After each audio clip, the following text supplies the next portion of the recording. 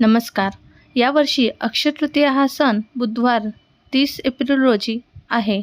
तर असं म्हणतात, अक्षय तृतीयाला घेतलेली वस्तू अखंड आपल्या आयुष्यात असते. या दिवशी कोणत्या वस्तू खरेदी करायच्या ते बघूया. सोनं तुम्ही या दिवशी आवर्जून खरेदी करू शकतात. पण जर तुम्हाला सोनं खरेदी करणं जमत नसेल तर तुम्ही त्याऐवजी पुढील गोष्टीसुद्धा खरेदी करू शकतात.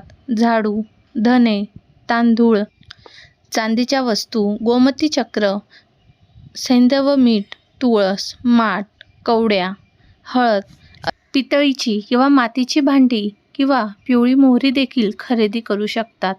तसेच तुम्हाला एखादं शुभ कार्य करायचं असेल तर या दिवशी तुम्ही करू शकतात. वाहन, प्रॉपर्टी खरेदी देखील तुम्ही या दिवशी करू शकतात.